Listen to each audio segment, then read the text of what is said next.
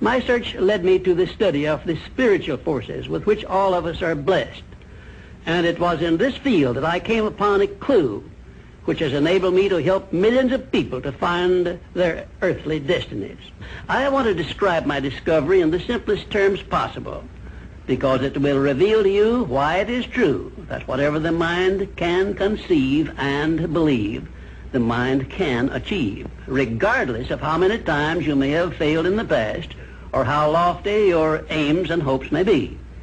I caught my first fleeting glimpse of the profound law which provides the means by which we may choose our own purpose in life and attain it, while I was being coached by Andrew Carnegie during the organization of the Science of Success philosophy. I had just finished telling Mr. Carnegie that I feared he had chosen the wrong person to give the world the first practical philosophy of personal success because of my youth, my lack of education, and my lack of finances. Well, at this point, Mr. Carnegie delivered a lecture that I shall never forget, because it changed my entire life and paved the way for my helping to change the lives of millions of people, some of them not yet born. Let me call your attention to a great power which is under your control, said Mr. Carnegie, a power which is greater than poverty, greater than the lack of education, greater than all of your fears and superstitions combined. It is the power to take possession of your own mind and direct it to whatever ends you may desire. This profound power, Mr. Carnegie continued, is the gift of the Creator, and it must have been considered the greatest of all of his gifts to man, because it is the only thing over which man has the complete and unchallengeable right of control and direction. When you speak of your poverty and lack of education, Mr. Carnegie explained, you are simply directing your mind power to attract these undesirable circumstances, because it is true that whatever your mind feeds upon, your mind attracts to you. Now you see why it is important that you recognize that all success begins with definiteness of purpose, with a clear picture in your mind of precisely what you want from life.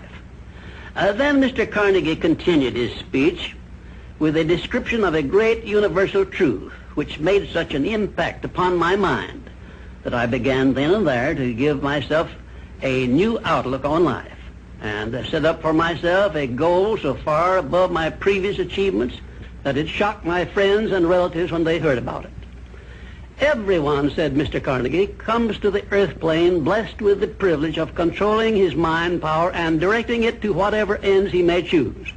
But, he continued, everyone brings over with him at birth the equivalent of 2 sealed envelopes, one of which is clearly labeled, the riches you may enjoy if you take possession of your own mind and direct it to ends of your own choice. And the other is labeled, the penalties you must pay if you neglect to take possession of your mind and direct it. And now let me reveal to you, said Mr. Carnegie, the contents of those 2 sealed envelopes. In the one labeled riches is this list of blessings. 1, sound health. 2, peace of mind. 3, a labor of love of your own choice. 4, freedom from fear and worry. 5, a positive mental attitude. 6, material riches of your own choice and quantity. In the sealed envelope labeled penalties, Mr. Carnegie continued, is this list of the prices one must pay for neglecting to take possession of his own mind. 1, ill health. 2, fear and worry. 3, indecision and doubt. 4, frustration and discouragement throughout life. 5, poverty and want. 6, and a whole flock of evils consisting of envy, greed, jealousy, anger, hatred, and superstition. Now, my mission in life is to help you and everyone who needs my help to open up and use the contents of the sealed envelope labeled riches. And the starting point from which you must take off if you wish to write your own ticket from here on out for the remainder of your life, I will describe for you in these simple instructions. 1, procure a neat pocket-sized a notebook, or something on the order of this one here, loose leaf affair. And on page 1, write down a clear description of your major desire in life, the one circumstance or position or thing which you will be willing to accept as your idea of success. And remember before you begin writing that your only limitations are those which you set up in your own mind or permit others to set up for you.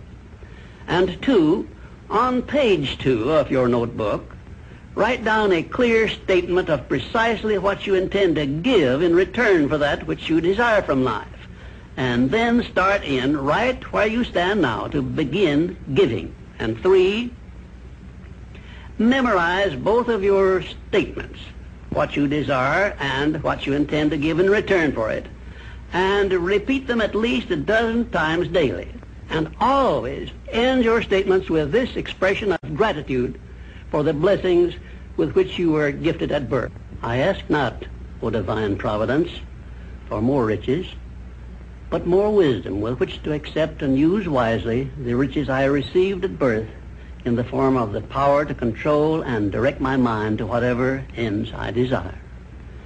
If you are not too successful or self-satisfied to accept and express this profound prayer, if you accept it and express it in the same spirit of humble sincerity in which I pass it on to you, a new and a better world will reveal itself to you. A world in which you will see reflected the circumstances and the things which you yourself have created. And now let me close this, our first visit, with my favorite expression of gratitude. O divine providence, I ask not for more riches, but more wisdom with which to make wiser use of the riches you gave me at birth, consisting in the power to control and direct my own mind to whatever ends I desire.